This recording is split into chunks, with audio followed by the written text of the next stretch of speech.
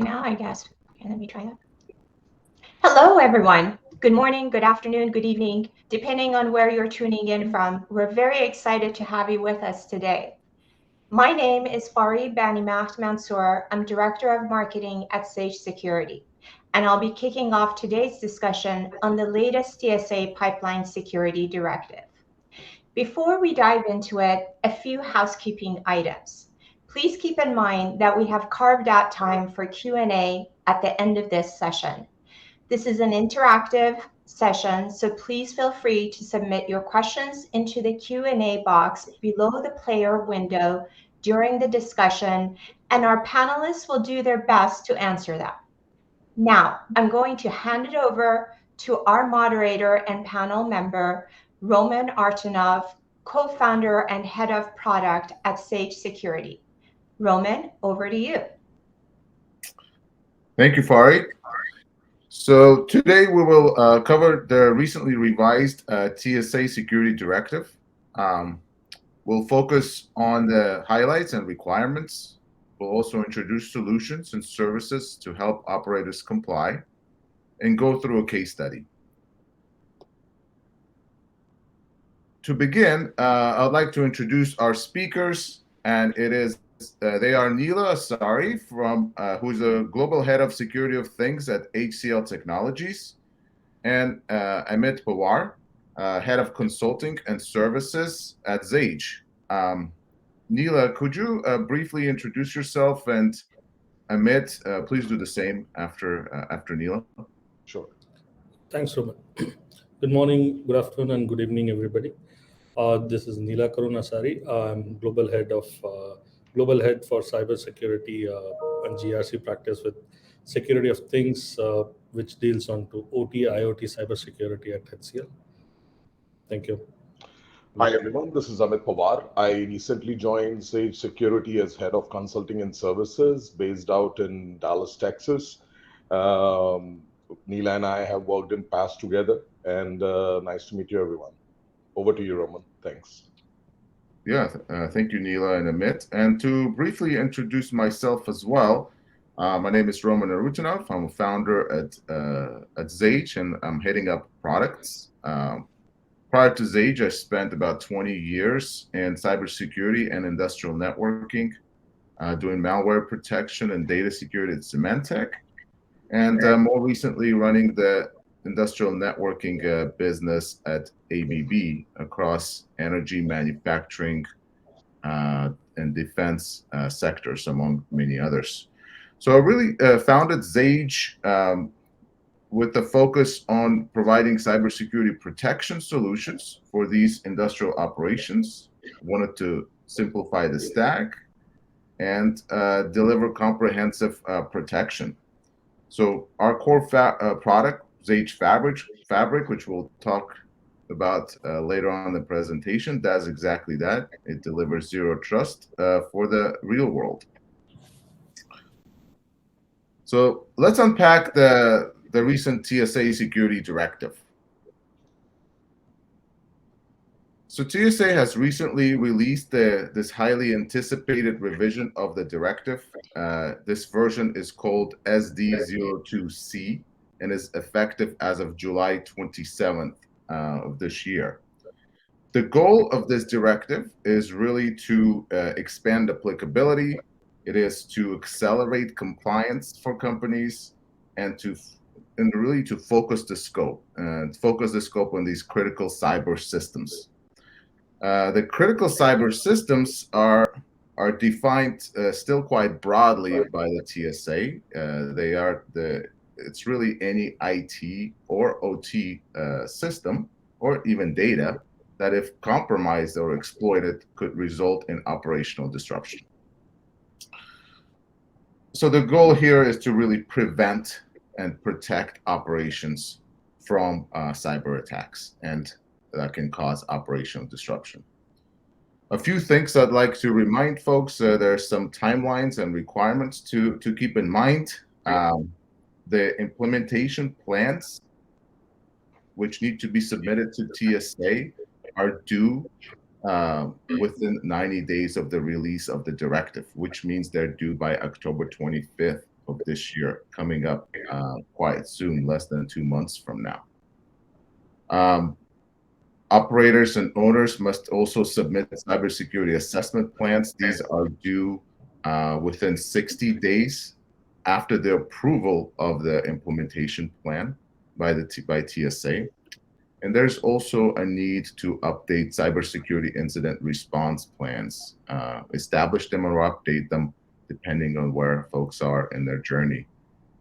Xage and HCL can help with these. We'll talk about more about that later. So with this updated directive,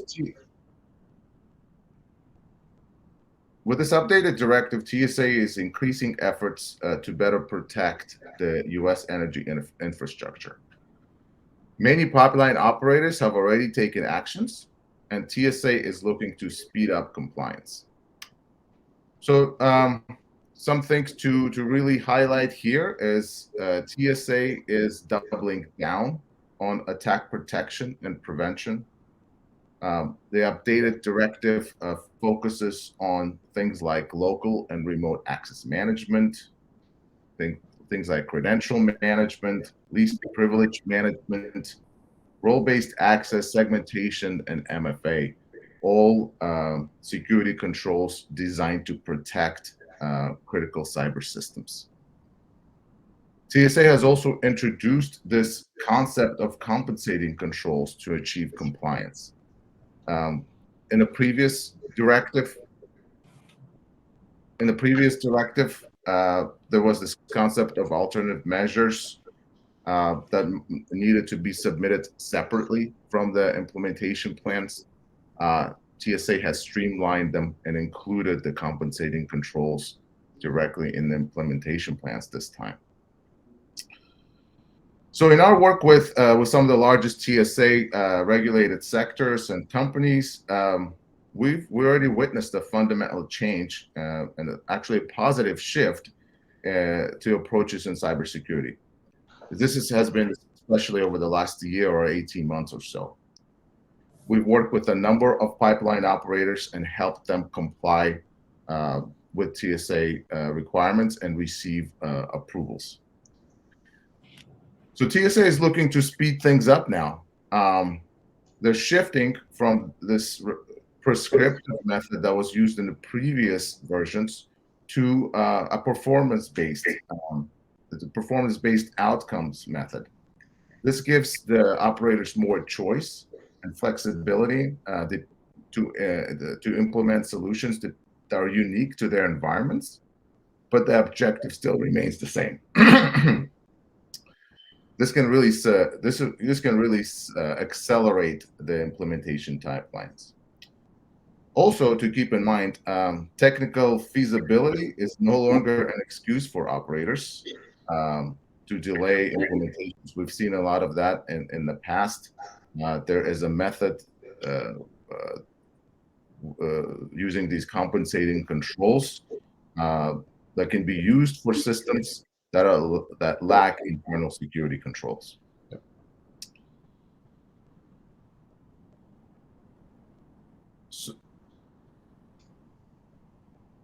So let me turn it on to Neela and Amit. Neela, from your expertise in OT security at HCL, what are your thoughts? Just curious on this revised TSA directive. Thanks, Roman. So one key thing that we see is while from a security standpoint on the OT front, it was always been a challenge from either vulnerability patching standpoint or even knowing your assets, and which is translating to your overall cyber risk and managing the vulnerabilities or threat vectors. Now that is, again, if you look at from an oil and gas industry specifically, that's one of the critical infrastructure for any nation or any country. But that being the reason, and with the cyber warfare that is developing across now, rather than being more physical warfare model, this is even more critical for every organization or the country to secure their critical infrastructure.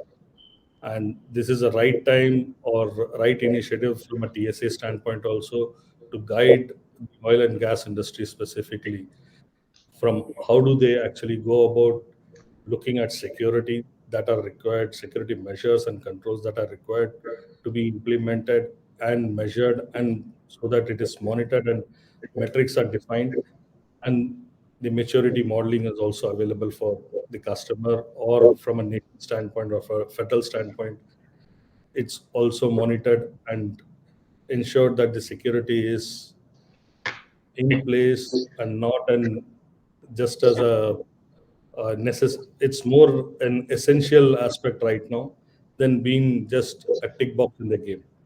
And that is where this directive is very uh, pinpointed to what type of activities, what type of logs, what type of controls in each segment of a particular system environment, OT system environment or IT system environment, be it data, network, or systems level, how it has to be implemented, what is essential, and what are the plans. If you can't do it right now, what is the plans for next 1 year, 2 years, and how do you keep maturing it, and what is your assessment, continuous assessment and evaluation from a security maturity standpoint. That's what is this directive bringing in. So this is a right thing, and it's a right requirement for each oil and gas uh, organization to go about implementing this, so that they are securing themselves both from a business interest standpoint and from a country's infrastructure, a critical infrastructure standpoint. Yeah. Have you seen similar efforts, Neela, around the world, um, in other industries or in other countries? So this is as TSA is more aligned to the US geography, right? Similar initiatives are also happening in the European side, US Council, the WEF. They have also initiated similar sort of principles and guidelines for oil and gas or energy utilities, which are one of the critical infrastructure for every country. And they are trying to build that essence and thought process so that every organization is taking initiatives both from governance policy to implementation, controls implementation aspect. So it's not only in the US side, but also on the other side of the world, European side or the Asia Pac side also. There is a focus which has started coming up very strongly in last few years, and probably this is one of the key things that should be there for every country going forward, and every organization has to support this initiative. That makes sense. Yeah. Amit, anything else you'd like to add? Especially, how do you think this will improve the cybersecurity posture and of oil and gas pipeline operators? So thanks, Roman. And just to add to what Neela was suggesting, I mean, in essence, this is proactive protection for critical cyber assets and preventing cyber assets or preventing cyber attacks, right? So TSA is, like you said, doubling down on those efforts. With these guidelines, what they are also doing to making sure um, you know you can, if you cannot put a control, you may have this option of putting compensating controls as well, so giving some amount of flexibilities to operators where they can still protect it, but just cannot say that we don't have any option to do it, right? So go figure out options. So I think this is a very good initiative, and we for 100% see that totally achievable as well. Tight guidelines, that's going to be the key to it, that how the implementation plans are going to be submitted to TSA, how the approval process goes through, etc., and respective implementation. Yeah. Yes. Thank you for reminding us of the tight timelines. Let's dive a little deeper. Let's talk about what it takes to comply with the TSA directive. I mean, I'll go to you again. Could you provide a deep dive here on the requirements? Absolutely, Roman. So, in essence, there are 8 different things on a high level. The TSA is suggesting pipeline operators or um, uh, uh, where pipeline operation is involved. In fact, some chemical companies are also involved in it.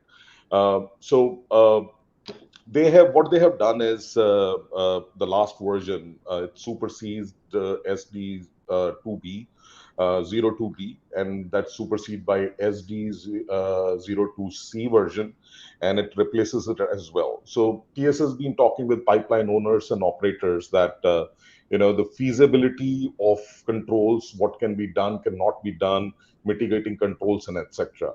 So these are the 8 top requirements. Just know your critical assets. What are your cyber critical systems? Uh, Impact to which might impact your operation, or any disruption to those assets, cyber assets, may cause you an operational disruption. First, identify those ground jewels, you may call it, or critical or cyber critical infrastructure. Post that, you go into the access management portion of it. There are 3 4 extra requirements. Your local access, your remote access. Then you move on to your shared static user or passwords that remain in the system, no one takes care of. No password changes are happening. You have to do some sort of credential management for such systems. And then your multi-factor authentications. Once the access portion is done, let's put some layer of more protection to protect the authorization or authentication by multi-factor, etc. You then put policies and procedures, role-based access, who can access what, right? I have, and most of these networks are pretty much flat networks. I have access to this device, probably I may be able to access all other devices in the environment, right? So you really have to deploy some sort of role-based, policy-based access control mechanism into it. Then you come down to network segmentation, right? Um, this idea of getting away from or a flat network is um, you put cybersecurity control, but still you may have some sort of smaller or larger malware attack somewhere, right? How to contain the environment? If I have one system that unfortunately gets infected or with a malware, etc., do we have controls in place to contain that ASAP, right? Can I just limit the infection to particular system and then remediate it, rather than it getting spread to the other system? So that's where the segmentation portion, or segmenting critical devices or cyber critical assets or IT assets level. Now comes to the patching portion of it, which really is not that easy in OT environment because of life cycle, etc. So if systems, they can be patched, have a patching plan for it, or else have a mitigation plan for it. Are these segmented, properly contained? If you cannot patch them, what other measures you can do to make sure that unpatched systems are not becoming a challenge to your overall landscape? Implement policies, procedure to prevent, detect, and respond to potential threats. Now, you have identified your systems, you have access control policies implemented, you have network protection control or network segmentation that is done. And now, eventually, what I want to do is monitor it, right? How I can how proactively I can make sure that something is happening and we are able to take action on those particular alerts, etc. So that's where TSA is suggesting to have some log management solutions or some monitoring or alerting type of mechanism where proactive action can be taken. Uh, Develop cybersecurity assessment program to proactively ascertain effectiveness. So this is important. Now, I have put all the control that is needed. What TSA is suggesting, you have controls in place, you have identified the assets, you have implemented the controls as well. You have policies, procedure, incident management, response plan, etc. Now you have to go measure effectiveness of those controls as well on a periodic basis. So effectively making sure that controls that you have put in place are working. So kind of a compliance requirement to it, and this is going to be the most important part, which is kind of operationalizing the whole compliance of it, making sure TSA requirements. It's not that it's not a one-time deal that we have implemented the control, now we have moved on, right? You implement the control, you make sure the policy procedures in place, and then you keep ensuring the resilience of the infrastructure that you put in place. So that's where the cybersecurity resilience. Neela, you may want to add something. I mean, if I missed the key requirements or anything. No, pretty much, Amit, you have covered everything. So that's the essence of cybersecurity. When we start about cybersecurity or security as a requirement, you need to know what you want to secure. So that's where the asset starts with, and then from whom you want to secure, be it internal users or external users, and what are the type of access mechanism that you want to restrict with or control, have the access visibility. These are the certain key aspects from a user standpoint that you look at, and you essentially require policies and procedures also in place which will ensure people following those from a cybersecurity standpoint, understanding what is cybersecurity all about. And then from a system and vulnerability and patching standpoint, again, if you are able to patch it, again, look at what is the patching cycles or what is your downtime that you can look at. And if you cannot patch it, then what are the alternative mechanisms? While we do all these controls aspect, it is essential that the environment is continuously monitored, and there is a procedure or plan in place that you can, when an incident or a disruptive activity or any malicious activity happens, how do you actually control it, contain it? So that's the security, because that's where your preparedness is there, your resilience part or continuity part or preparedness to any situation. And that's one of the essential things. Though while you secure yourself, there are again threat vectors evolving every day, so you have to be prepared for the worst case scenario also. Exactly. Thanks, Neela. Then how do you evolve from an assessment program standpoint? Because the threat vectors are changing, you are also evolving on your functional aspects or the environment. You might change the systems, so you still need a continuous program that is assessing your security, and that's essentially are the key things that TSA is also talking about. Thanks, Neela. And that essentially brings us down that how Xage or our product help with that. So we are a leader in OT cybersecurity space in providing access management, zero trust, or different level of authentications, credential management, dynamic security, for the assets, etc. I'll let Roman talk about that how different requirements we suffice on a simple architecture level. Roman, over to you, sir. Yeah, happy to do so. Thank you, Amit and Neela. So let's talk about a little more about the Xage fabric. Um, so Xage really deploys as this overlay fabric to identify and protect assets, control interactions, and protect data as well. Xage provides this zero trust remote access, zero trust local access management as well, segmentation, asset visibility, threat management, data security for these complex OT, IT, and cloud environments. All of this done as under the same umbrella of the Xage fabric. So with Xage, to keep in mind that there's never a need to rip into place. We don't use any agents. No, we don't use any clients, and there's no network changes that need to be implemented for the Xage fabric as well. So it is an overlay solution that seamlessly integrates in. When it's first deployed, we discover all the various assets, visualize the interactions, and help identify these, critical cyber systems. We then fingerprint all the various assets, creating identities for the various users, applications, machines, devices, and even data.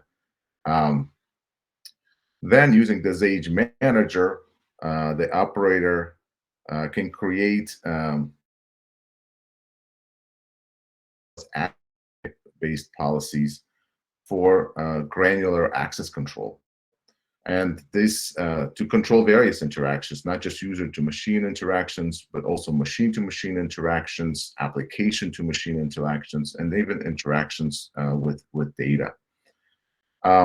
Fabric nodes, you see them in this diagram as cubes, and enforcement points, you see them as locks. Once they're deployed into various sites, various OT sites, the DMZs, the IT sites, and cloud, they actually enforce all the defined access policies. They create zones, they control its interactions within zones and across zones, providing this identity-based segmentation. The architecture that you see here on the screen is a fully distributed architecture. In fact, it's a mesh-protected distributed architecture. We understand the availability requirements of our operators, so we've designed the product such that there's no single point of failure or single point of compromise in the entire system. Each fabric node and is able to authenticate, authorize, and enforce centrally these policies that have been centrally defined and yet distributed, enforced in a distributed way. Users, they can interact with any fabric node depending on their location, whether inside of the OT, in the enterprise itself, or even when they're coming in through the cloud. The entire fabric connects with each other using these secure tunnels. They're the conduits, right? They generate from the more trusted areas into the less trusted areas. There's reverse tunnels. All the filtering is done within the tunnels themselves. Each fabric acts as a protocol and session break, adhering to strict, zoning and strict zones and conduits approach, yet delivering a zero trust granular access control over the entire fabric. So with Xage, there's never a need to manage firewalls. In fact, we're seeing our customers close most of the ports that they had open, and some of them had millions of ports open, millions of rules, eliminating those rules and letting the Xage fabric control or filter all the various interactions.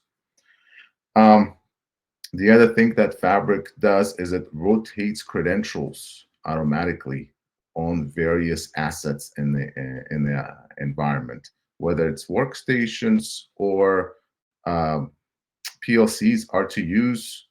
If there's a credential, Xage can rotate that credential to something that's cryptographically secure, on per session basis or on schedule, and allow the interaction to happen using a managed identity that may be coming from your Active Directory system or multiple Active Directory systems.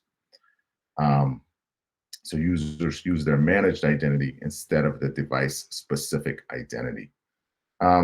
We also layer on MFA on top of all the various interactions. In fact, this can be done with multiple layers all the way down to an asset layer.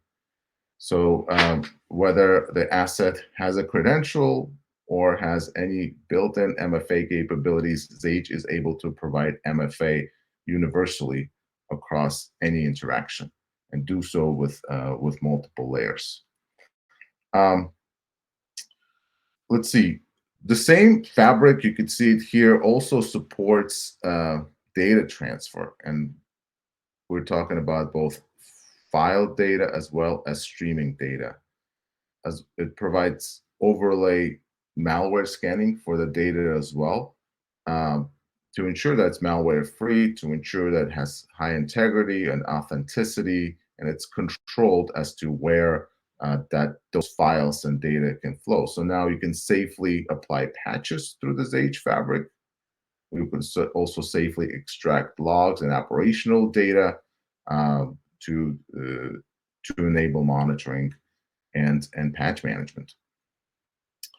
Just a few components. The Xage fabric and the Xage manager, they're deployed as virtual machines into the various parts of the operations, the remote sites, DMZs, IT, and clouds. The Xage enforcement points is typically delivered as an appliance. It's a layer 2 through layer 7 filter that clips onto the wire. It's a transparent device and works with the fabric to enforce access policies and segmentation policies for assets, for any type of asset, including those that do not have credentials. So what we do is we really shrink this attack surface dramatically. If you majority of our customers, when we start, have just the whole blob of interactions. After we're done, it's all controlled nicely. The attack surface is nicely reduced. All the interactions and access is dynamic and per policy.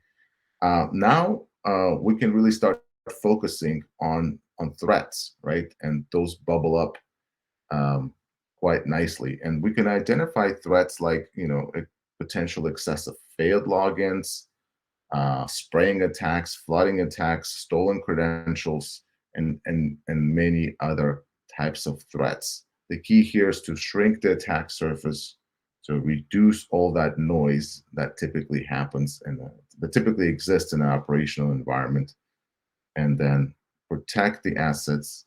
And now you can really focus on threats in this type of a reduced noise environment. Well, let's move on to the next slide here. So Xage, jointly with HCL, we recently launched TSA Directive compliance services. They're designed specifically to help pipeline operators to comply with these TSA requirements. Amit, I'll go to you again. Amit, could you start by talking about this latest offer from Xage and how it accelerates TSA compliance? Exactly. Thanks, Roman. Sure, I'll go ahead. And if you, three portions of it, right? I mean, what TSA is essentially asking that establish and implement TSA approved cybersecurity implementation plan.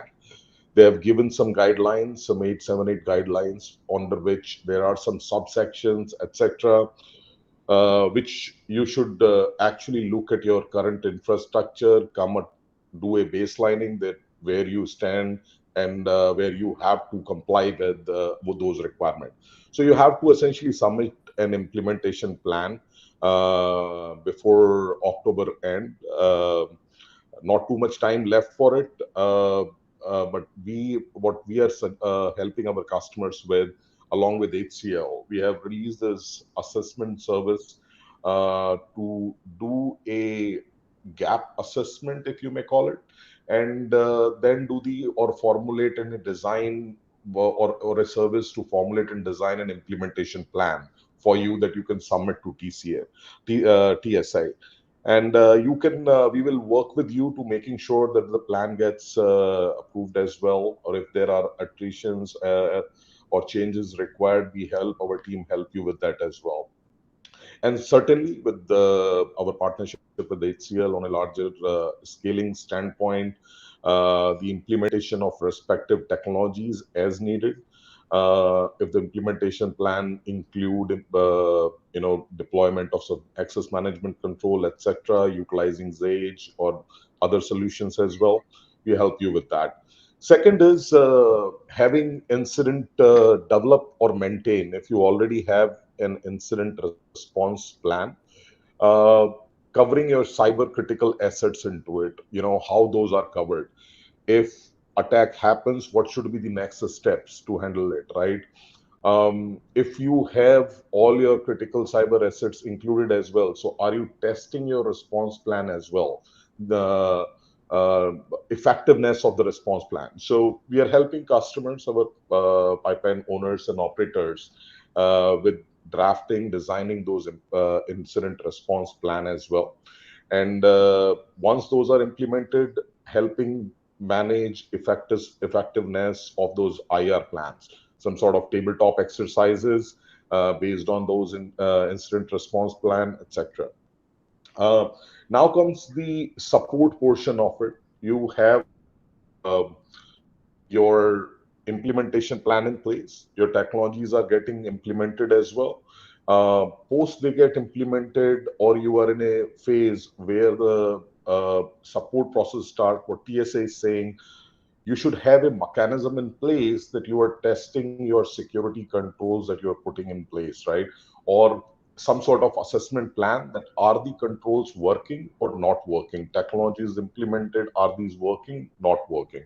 So we help along with HCL, our customer, with that type of support mechanism. So you can see these are assess, design, implement, and support side of services. HCL is our partner onto it, and Neil, I'll hand it over to you to add your thought process on the offerings that we have from Zage side and HCL side.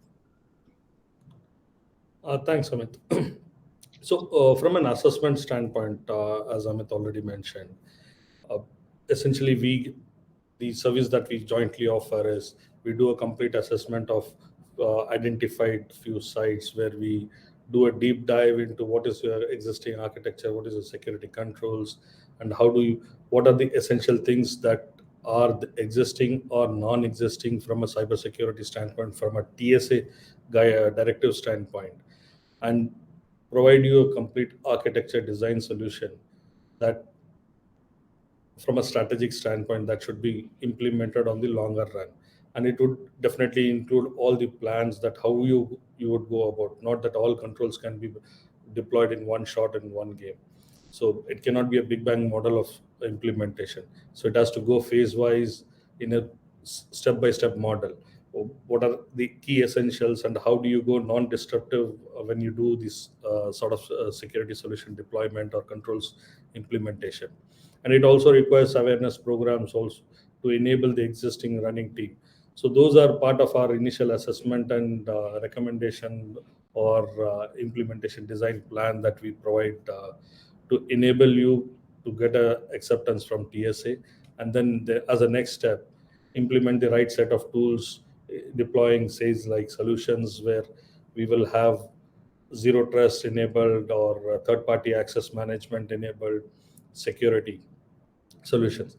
And then as part of the management activity, it is not only tools management, but from an security preparedness standpoint, incident preparedness standpoint, that's the core requirement from an ongoing operations or effectiveness of a from a preparedness standpoint for any organization, that any security incident happens, how well you are prepared to contain it or control the situation from having a larger destruction to your environment. So that's part of our managed services that we provide and manage the environment from a security solution standpoint with the security tools that you have implemented at your environment, and then ensure that there is a continuous evolvement from a security assessment or enablement standpoint for the evolving threats that we would come across in the future. So that's essentially the three key things that we do. One is strategize, transform your environment, and then manage your environment. And that's the joint proposition that we have. Thank you, Neela and Amit. So Zage and HCL are already working with a number of pipeline operators on their TSA compliance. And a number of our customers have already received TSA approvals. Amit, could you talk about this case study, which we promised to go over at the beginning? Sorry, put myself on mute. Sure, Roman. And So just to introduce about this pipeline operator, comes in top 5 US pipeline operator here in US, and more than 500 site, more than 5,000 assets. Typical challenges which most operator has: credential management, shared static passwords, privileges, rudimentary privileges, issues with local and remote access as well, no workflow for access management, integration, some with AD or local access, etc.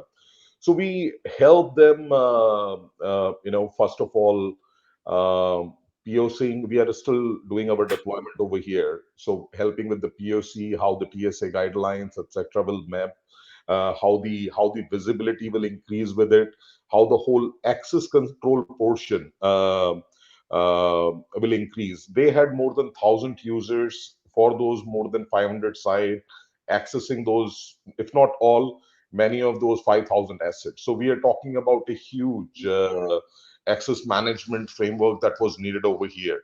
So we were able to showcase it that yes, our solution meet the requirement, and they are now approved with the TSA on the implementation plan with obviously our Xage fabric.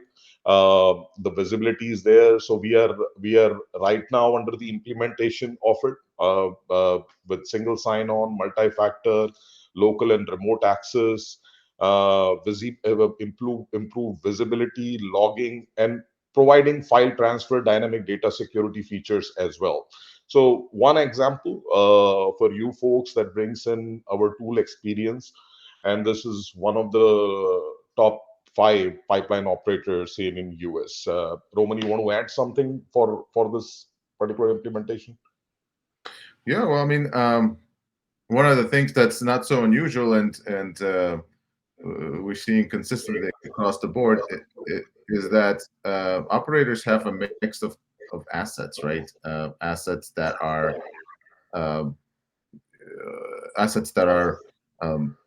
20 years old. Some of the assets that are much newer. Think assets that have credentials, others that don't. So being able to consistently apply the TSA regulated requirements such as access management, MFA, credential management, local and remote, and this type of a heterogeneous, complex, highly distributed environment is what Xage does with our Xage fabric, right? So this is a perfect example of us being able to satisfy TSA requirements and protect this operation without them having to replace any assets or really make any even make any network changes. Neela, I know you wanted to add as well. Like to add some more to this?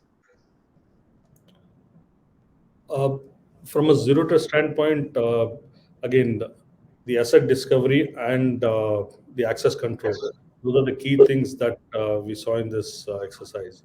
And I think that was very interesting. Good. Well, thank you. So I think we're right on time, and we do have some time for some Q&A, and folks have been really busy sending in a bunch of good questions. So let's jump into those and see if we can answer some of these. Okay. Looking at the top here, this is a good question. Can I use more firewalls, VPNs, and vaults to satisfy this TSA directive? I'll take this question, and I'll ask you for some input as well, Amit and Neela. So most operators already have these tools. We're seeing folks that have VPNs, firewalls, vaults deployed already in many of the instances. More of the same is not really the solution. They're still struggling to satisfy the TSA compliance regulations. And the other thing is that we're also seeing customers struggle with the complexity that's the firewalls, VPNs, and vaults, this fragmented solutions bring. Millions of firewall rules, like I mentioned before. There are thousands of static credentials. There's broad access through VPNs. Administrators are having a really hard time, enabling new applications, providing new access, rotating credentials, identifying threats using these types of, disjoint solutions. So even customers manage to integrate them somehow, and we haven't seen this done well yet. They still don't put together. They still don't address the access control to systems with no credentials. These tools don't provide MFA solutions, which are required by TSA. They're not role-based, and they really don't protect against protocol vulnerabilities that Neela and Amit were talking about as well. So what Xage does is we provide a fully integrated solution that just eliminates all this complexity. I think I mentioned earlier on that was sort of one of the visions when I started the company, is to really eliminate this type of complexity, and at the same time protect these highly distributed industrial operations. Anything you want to add to that, Amit? No, Roman, you covered it all, and absolutely. Look, firewall, you definitely, elimination is not going to be 100%, right? But what's the choice you want to make, right? What is the balanced approach? How many more technologies you want to put in place? Essentially, what we are offering is covering your local remote access needs, covering your segmentation or zero trust need in one solution, essentially, right? So, and reducing the threat landscape for your environment, right? Now, you have less number of users or people supporting technology also. So how much, we can increase complexity to meet the requirement and increase security, or go with simpler solution, keep our approach simpler, and we have less technologies to manage, and our environment is secure, and we have proactive protection available, and we are able to protect against cyber attacks as well. So yep. Thank you. Another great question that I'm seeing here. Can you provide more details on the joint HCL and Xage service offering for TSA Directive compliance? How long will this engagement take to get the implementation plan done for submission? Amit, I'll go to you with this question. Could you address it? absolutely. So three major requirements. First is putting up an implementation plan, right? How much time it's going to take. I'm pretty sure some operators have already started working towards it, right? Drafting an implementation plan is going to be one thing. What TSA is expecting that, for your access management segmentation portion of it, what are the key solutions, technology either you have in place or planning to implement them? We will help you do that quick gap assessment, maybe looking at one of your complex site or less complex site where you think your most type of technologies or operation environment is or similarities are. We go do the assessment for it. It could be interview based, question answer based, or looking at or doing some sort of site survey as well. We can finish that in 4 weeks of time and help you with an implementation time as well, and submit it to TSA, right? We expect, or if there are queries back from TSA, we help you out, adjust to the technology space as well. Our approach is going to be that the solution that goes are simpler. There are not, our team is not recommending you solutions including 500 firewalls or just beefing the space up with different technologies, right? Keep it simple, keep it proportionate, that you are able to implement those controls quickly as well without bringing in disruption to your operations. Technology that can go in the live environments as well. So implementation, assessment portion, giving the implementation plan, probably 4 weeks, max 5 weeks. We think this can be done in less than that time. Your implementation of the control or the technology will probably take time based on how big your landscape is, environment is, number of sites are. So this will depend on it. But we target, I mean, one of the top pipeline operator we are working with, right? We are targeting like a 12 months or less than that to have their landscape covered as well over there. But this will obviously depend on a lot of factors that you have in your business. And post that support portion, that's going to be an ongoing help which we will assist you with. Neela, any thought process on our joint services? Yeah. So from an assessment standpoint, typically 4 to 6 weeks, 4 weeks predominantly, and from providing an implementation plan, strategic implementation plan for next 1 year or 2 years, and also addressing your tactical issues that persist in your existing from environment from a cybersecurity limitation or controls limitation standpoint. So that will essentially, it's 4 to 6 weeks overall, from an assessment to giving a strategic or tactical and tactical plan. So that's essentially what we look at or we've been doing with our customers so far is 4 to 6 weeks plan is what we are giving them. Yeah, And thank you, Neela and Amit. We got more questions coming in, so I'll keep pushing along here. This one's for you, Neela. It seems. Does the incident response plan include business operations continuity plans? So, as a standard practice or a best practice, cybersecurity incident actually translates in certain cases to a business continuity or disaster recovery proposition also, because from a triage management standpoint. So while every organization would have their own business continuity plan from a business standpoint or operation standpoint, which would cover various other incidents like natural calamities or any force majeure situations. But security incident is also another type of disastrous incidents in certain cases where it elevates or escalates to that triage management situation where, like we have seen in past experiences that various organizations have shut down their operations. So it is essentially a business loss or business impact that they have. So the security incident also should have in certain elevated or escalated situations that how the business continuity plan is going to be updated and includes these sort of security incident also as part of their measures from a preparedness standpoint. Great. Thank you. Thank you, Neela.